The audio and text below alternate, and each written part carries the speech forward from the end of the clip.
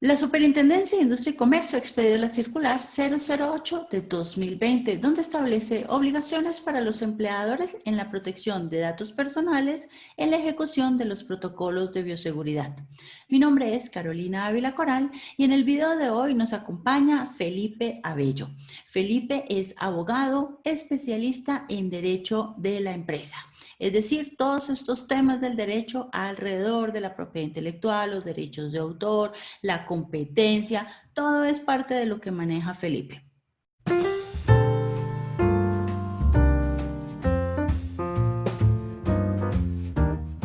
Bienvenido, Felipe, a nuestro canal. Carolina, encantado de estar aquí. Mil gracias por tu invitación.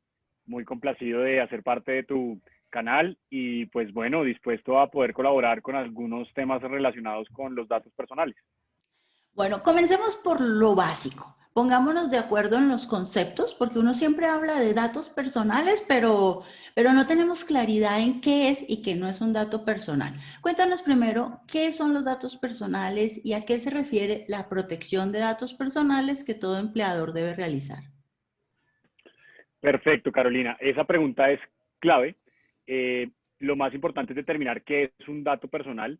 Existe una división de categorías en relación con lo que puede ser dato personal, pero lo que es importantísimo es que tengamos en cuenta que el dato personal es lo que permite referirnos a esa información que permite identificar a una persona. Desde que permita identificar a una persona, es información que va a ser considerada como datos personales. Ya ahí tendremos una división de conceptos como el dato semiprivado, el dato público, el dato privado y el dato sensible que seguramente más adelante abordaremos. En relación con tu segunda pregunta y la protección de los datos personales, pues lo primero que hay que decir es que la ley 1581 del 2012 es la ley estatutaria que establece esta protección y del 2012 hacia adelante pues viene una, digamos, acogida en relación con la protección de los datos personales y esta protección se basa en un régimen de normatividad que proteja esos datos personales. Lo más importante de esa protección es que cualquier persona que tenga sus datos personales en un archivo o en una base de datos debe tener la posibilidad de conocerlos, la posibilidad de actualizarlos y la posibilidad de rectificarlos. Eso, en el contexto de la ley, es para cumplir con dos derechos fundamentales que son el de la privacidad y el de la información. Entonces yo como ciudadano tengo derecho a conocer, actualizar y rectificar mis datos personales como lo veníamos hablando. Entonces, otro elemento que nos interesa conocer es esas obligaciones que hay entre la Superintendencia de Industria y Comercio de registrar las bases de datos. Eso ha cambiado mucho en los últimos años. ¿Quiénes son los que tienen que registrar sus bases de datos ante la Superintendencia? Es cierto, Carolina, esto ya parece pues un laberinto porque han salido muchas normatividades relacionadas con quién debe y quién no debe proteger sus datos o quién los debe registrar. Lo primero que hay que decir es que la Superintendencia de Industria y Comercio es la entidad encargada y facultada para la protección de datos. Existe dentro de ella una delegatura especializada, que es la Delegatura para la Protección de Datos Personales, y son los encargados de el registro nacional de bases de datos que pues debido a estas normativas nos obligan a tener esos registros. ¿Qué significa que yo tenga que registrar mi base de datos en la Superintendencia de Industria y Comercio? Y tal como tú lo dices, en la línea de tiempo al principio, a todas las personas que tenían bases de datos y que tenían archivos con información o datos personales de las personas, se les obligaba a registrar su base de datos en la Superintendencia de Industria y Comercio. La SIC, por sus siglas, estableció unos mecanismos sencillos para que la gente ingresara y pudiera determinar quién era el encargado, quién era el responsable, qué datos recolectaban, si eran cédulas, si eran nombres, si eran direcciones, etcétera. No consistía en subir la base de Excel o el archivo de Excel con los datos, pero sí consistía en completar unos datos. Luego la superintendencia, y pues pensamos algunos que fue por la saturación de que se fue presentando de todos los registros que se estaban presentando, empezó a limitar qué empresas sí y qué empresas no debían tener su registro. Pasamos por varios criterios, pero al día de hoy te puedo decir con claridad que de acuerdo con el decreto 90 del 18 de enero del 2018, los registros de bases de datos los hemos dividido en dos, quienes están obligados sí, en empresas privadas y en empresas públicas. Lo más fácil es que las públicas sí o sí tienen que registrar sus bases de datos en la Superintendencia de Industria y Comercio. Y las privadas nos dividieron en dos y nos dieron tiempo diferente, pero para concluirles y para ser muy concreto, si la empresa, la sociedad o la entidad sin ánimo de lucro cumple o supera con sus activos totales más de 100.000 VTs, que es la unidad de valor tributario, es obligada a registrar su base de datos en la superintendencia. Los que no estén sobre ese rango no son obligados, entonces con eso la SIC pues se quitó de encima una cantidad de registros que obviamente congestionaban la herramienta de registro. Pero entonces, si yo no tengo que registrar mi base de datos ante la SIC, ¿estoy eximido de cumplir con todos estos elementos de la circular 008? No, señora. Eso debe quedar muy claro y es que no hay un eximente por no registrar o por no ser de esas personas que necesitan cumplir con el registro. La obligación de protección de datos, de acuerdo con la ley y sus decretos reglamentarios, está establecida para todas las empresas. El registro fue dividido para ciertas empresas, como ya lo vimos en el anterior comentario. En este caso, todas las personas deben cumplir con el régimen de protección de datos. ¿Qué implica eso? Cumplir con una actualización, rectificación, modificación, existe el derecho de supresión de los datos y por eso todas las personas están trabajando en política de tratamiento de datos, en términos y condiciones donde se establece yo para qué estoy recaudando los datos. Ya tocas el tema de la circular expedida el pasado 18 de agosto, que es muy reciente, que es la 08 de 2020 de la Superintendencia de Industria y Comercio en relación con el tema de la recolección de datos dentro de esta pandemia que estamos viviendo y evidentemente no se exime de cumplir con estos tratamientos y con esta recolección. Ya entrados pues en el tema de la pandemia que lo has tocado, bueno, cuando estamos haciendo esa recolección de información, pues le estamos pidiendo a las personas el nombre, los apellidos, en algunos casos pues le estamos tomando la temperatura y algunas empresas también están tomando la cédula de esa persona. Entonces, con esos datos empecemos un poquito a explicarle a los seguidores de Safety ya, bueno, ¿qué son esos datos sensibles, esos datos privados, esos datos públicos, todos esos términos que nos mencionaste hace un poco, qué son? Y si nos puedes ir dando ejemplos, en este caso de COVID-19 y de toda esta información que estamos guardando, ¿cómo se clasificarían? Súper, Carolina. Entonces, para todos los seguidores de tu canal y para ser muy claros, vamos a dividirlo en lo siguiente. La primera división es el dato público, que es el dato que la ley o la Constitución determina como tal, y ahí encontramos los semiprivados y los privados. ¿Qué es un dato semiprivado? Es el que no tiene naturaleza íntima ni reservada. La divulgación puede interesarle no solo al titular, sino a muchas personas. Y el privado es el dato que por su naturaleza íntima o reservada solo le importa al titular o solo es relevante para el titular. Entonces, para dar ejemplos y para ser muy claro, el dato semiprivado podría ser la cédula, porque no solo me interesa a mí, sino me interesa para identificarme en sociedad. Entonces me piden la cédula para identificarme. Pero el dato privado sí puede ser la dirección de mi casa. Solo me interesa a mí. No me sirve para identificarme la dirección de mi casa. Y viene un dato muy importante que es el que tocas en el punto con este tema de los protocolos de bioseguridad y de recolección de temperatura, que es el dato sensible. Y es que afecta no solo es de naturaleza íntima, sino que toca la intimidad de la persona y evidentemente pues es la temperatura, su estado de salud. Y el problema de ese dato sensible es que puede ser sujeto de discriminación, es como la ley lo trae. Entonces, como en este momento, si tú tuvieras entrando a un edificio una temperatura más allá de la autorizada, pues genera un rechazo, de pronto te dicen o te niegan la entrada, ese es el dato sensible porque te puede generar discriminación y son datos de tu propia historia clínica o de tu propio bienestar. Ni siquiera son íntimos ni le interesan a otro, sino que simplemente son datos con mucho cuidado porque son los datos sensibles. Y creo que es muy importante dejar claro en el canal lo que está ocurriendo frente a los protocolos de bioseguridad donde se están recolectando datos sensibles. O sea que las empresas no deberían tener esos formatos donde van anotando la información de todo el mundo y cuando me toman la temperatura yo me asomo y veo cuánto fue la temperatura de todo el mundo. Sí los deberían tener, pero deberían primero tener la autorización de esa persona para obtener ese dato sensible. En la ley de protección de datos lo que interesa es que yo autorice. Desde que yo autorice, yo puedo entregar mis datos privados, semiprivados y sensibles, que son los que nos traen al punto, siempre y cuando yo autorice. Entonces la pregunta es, ¿cómo puedo yo autorizar?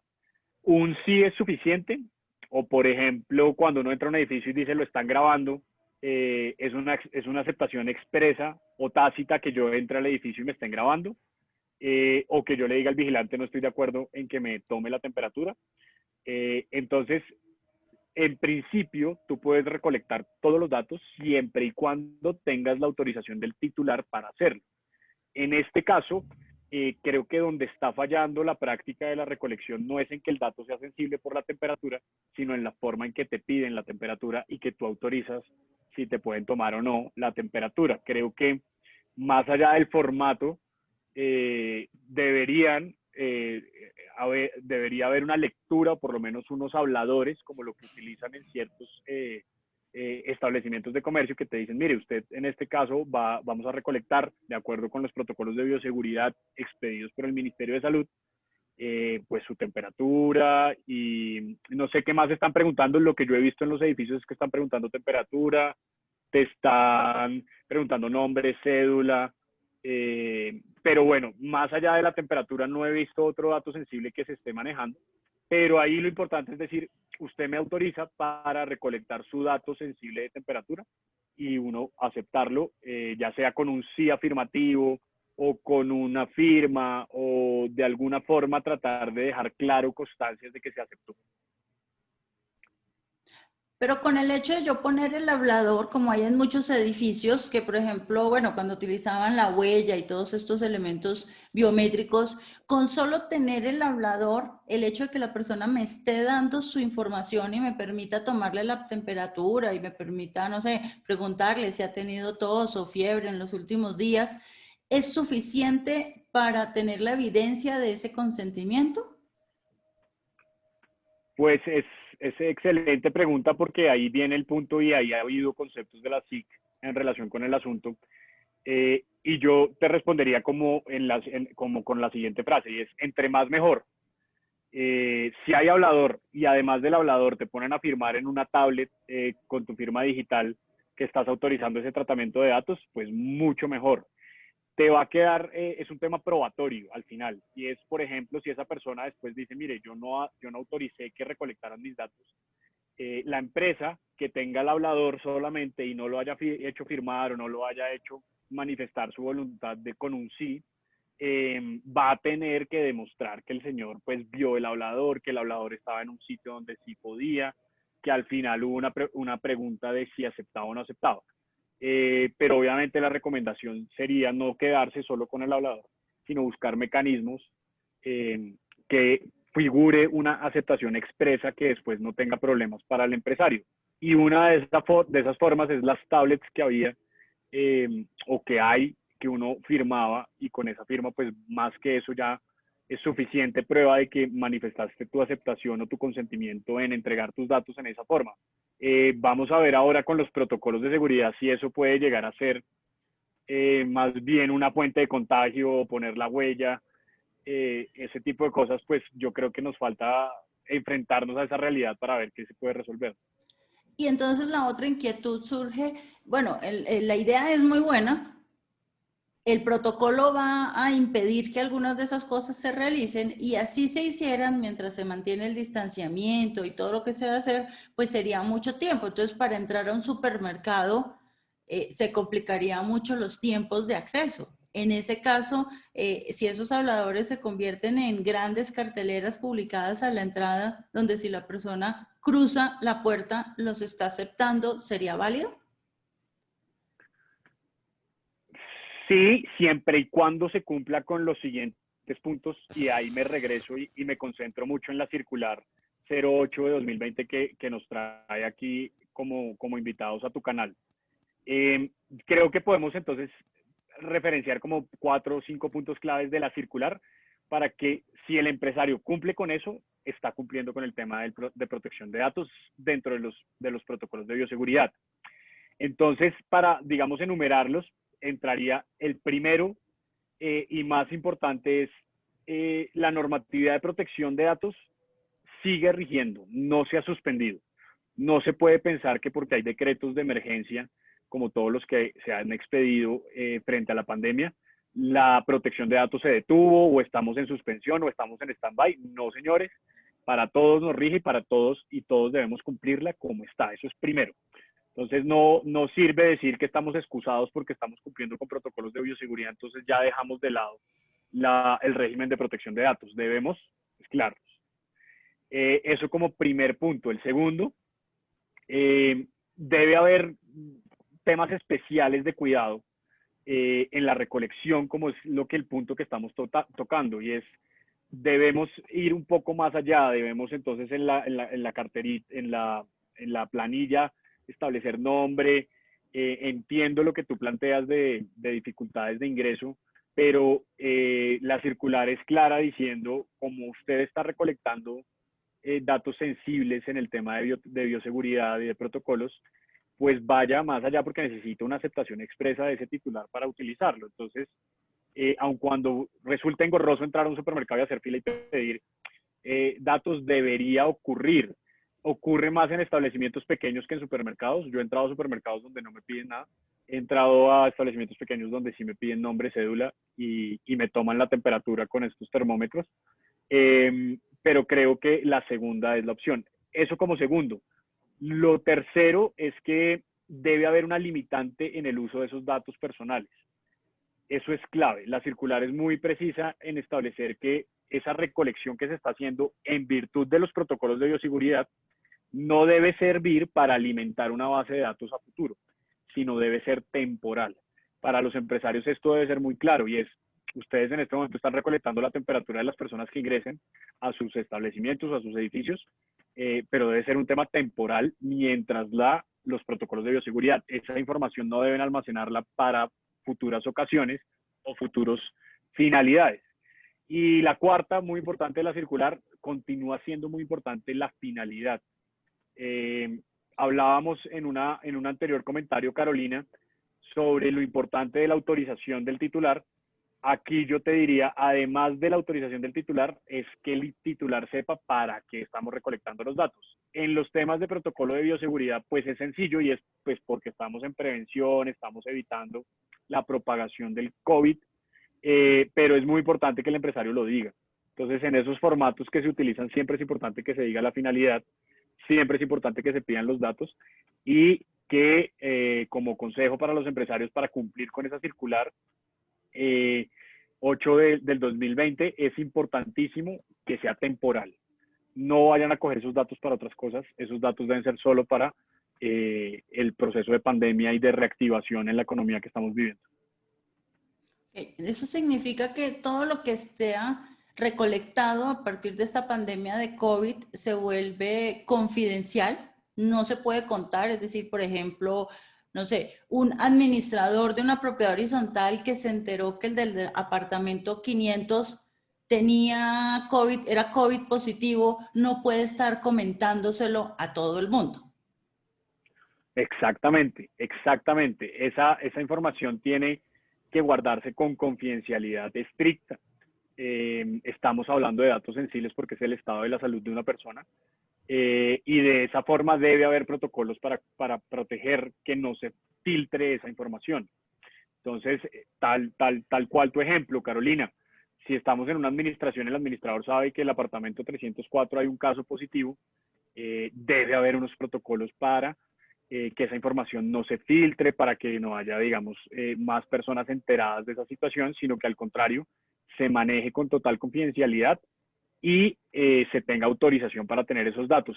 Creo que el tema está muy importante en el tema de prevención.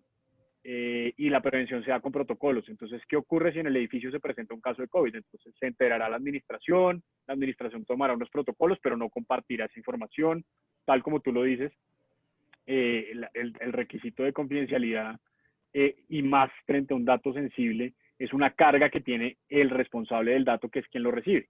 Entonces, sea el administrador, sea el del establecimiento de comercio, el del supermercado, tendrá esa carga de pues no transmitírselo a nadie, no decirle a esa persona me salió con temperatura más alta de lo establecido, de los estándares, porque si no estaría pasando pues no solo a violar el régimen de protección de datos, sino también a divulgar información totalmente sensible y confidencial de los titulares de esos datos.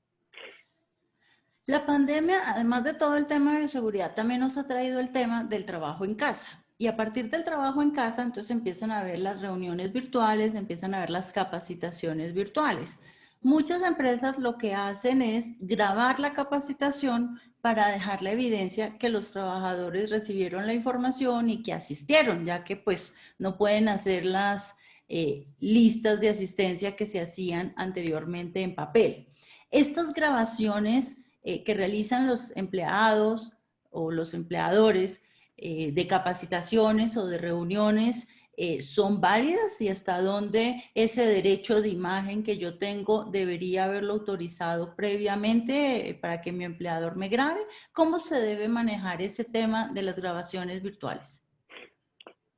Interesantísimo tema, Carolina. Se ha generado muchas consultas en relación con este asunto, pues porque la pregunta es, tal como tú la haces, ¿qué ocurre entonces con la grabación de la capacitación y las personas que aparecen allí?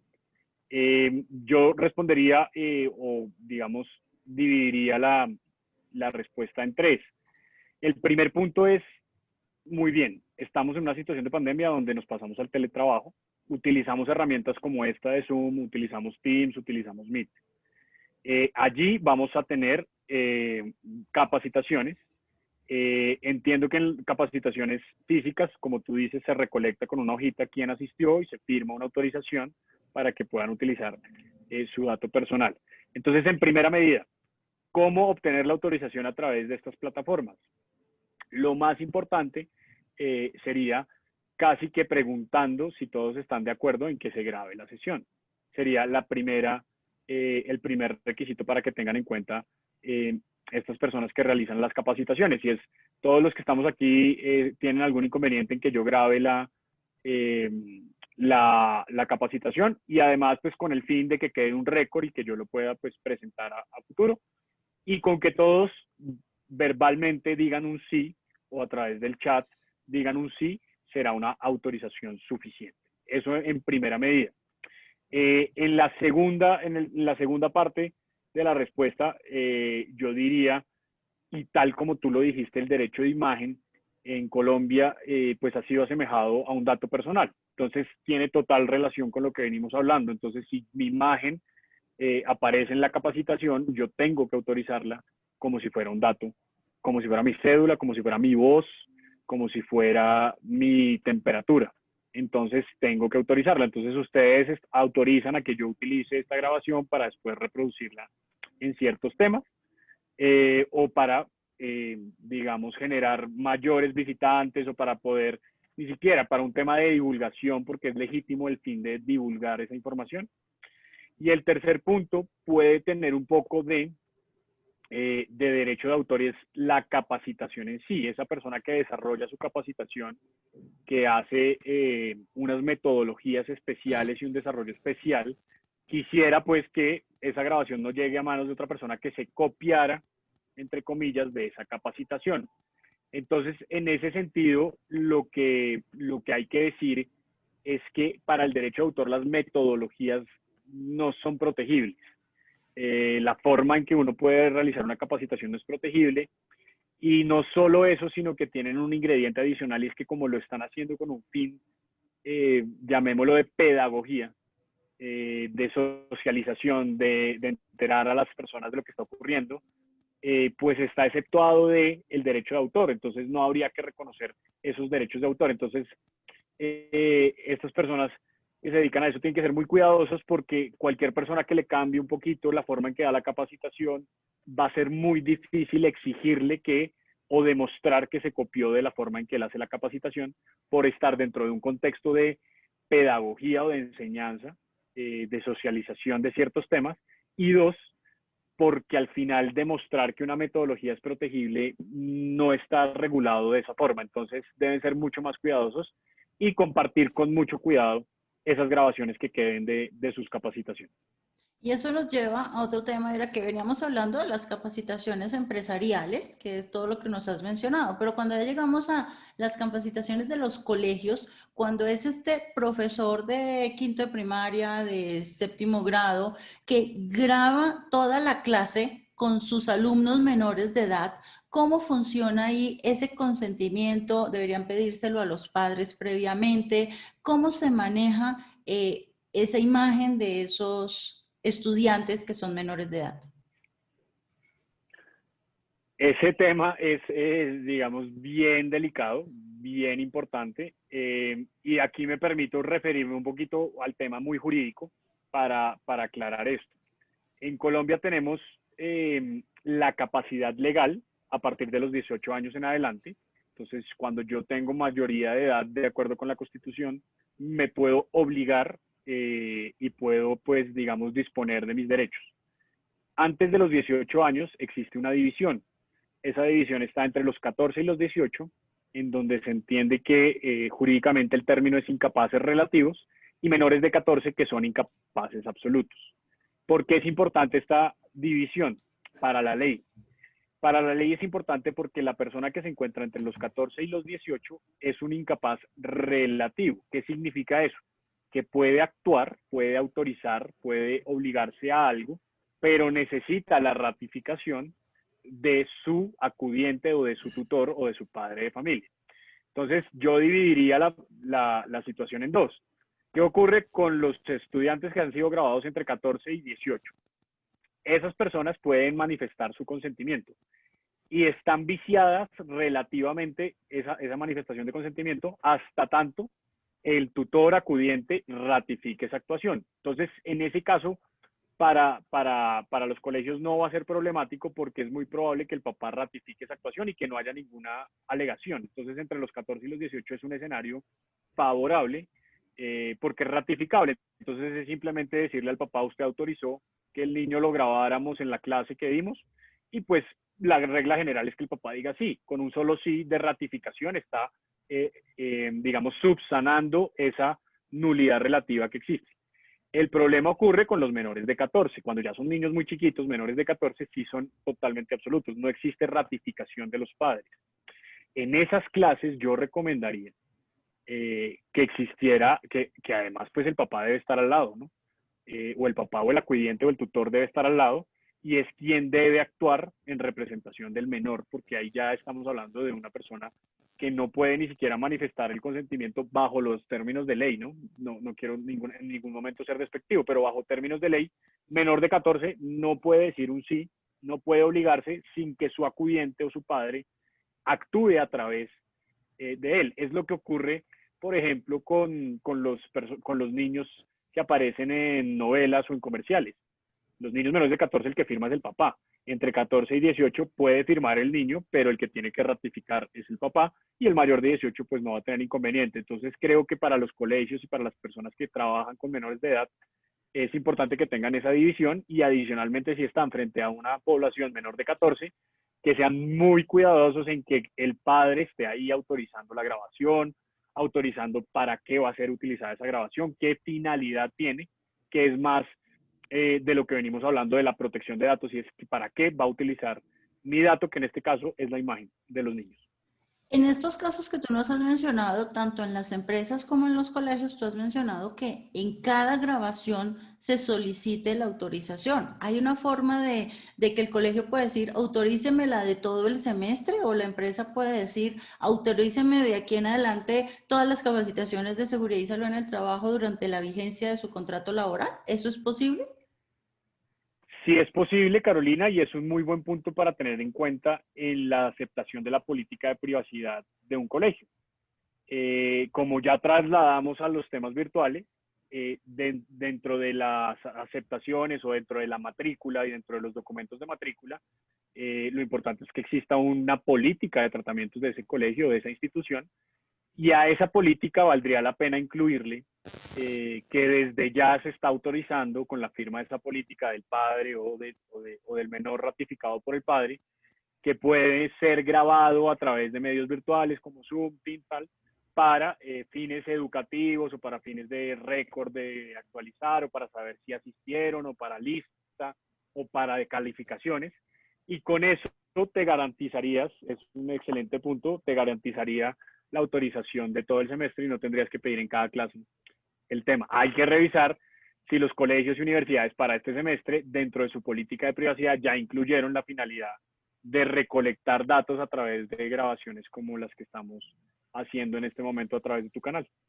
Eso implicaría entonces que las empresas ahorita deberían darle una mirada a sus políticas y en sus políticas empezar a actualizar lo que sea necesario.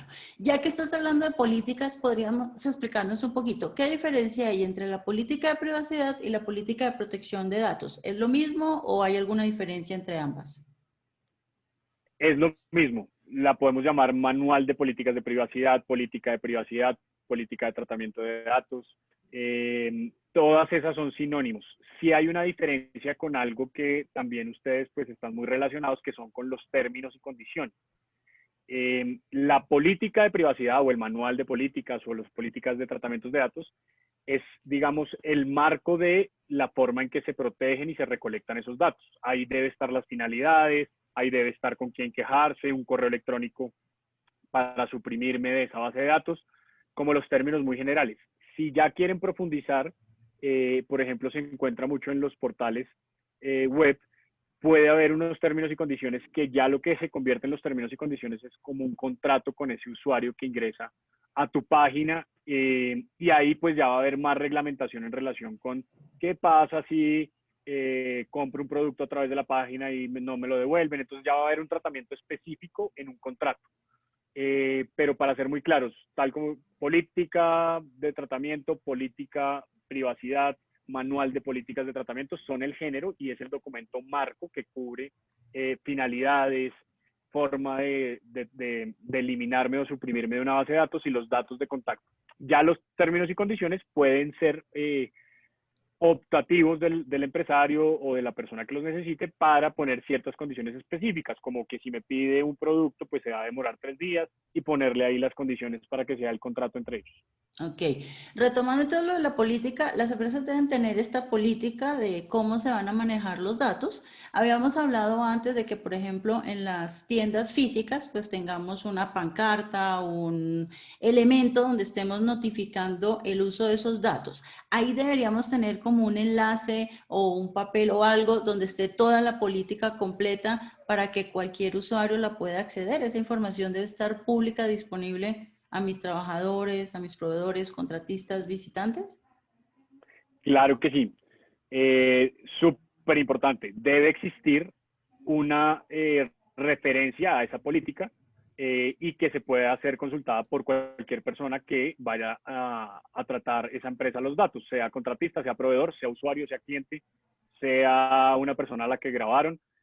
Cualquier persona que vayan a manejar datos de esa persona y más con el ingreso que estamos manejando de bioseguridad, debe tener la posibilidad de profundizar y conocer la política. Entonces, por lo general en los habladores se ponen las finalidades esenciales. Estamos recolectando para esto. Cualquier comunicación puede escribir a este correo. Y si quiere conocer más de nuestra política, de nuestro manual de políticas de tratamientos de datos, puede ingresar a www.tal y ahí ya va a aparecer un documento mucho más robusto donde podrán conocer exactamente pues, los datos. Lo que ha dicho la SIC en relación con eso es eh, la pieza, sea hablador, sea pancarta, sea incluso por internet, debe contener lo esencial. Y la palabra esencial, pues obviamente nos marca varios temas, pero lo esencial se ha entendido como finalidades esenciales para las cuales se quiere.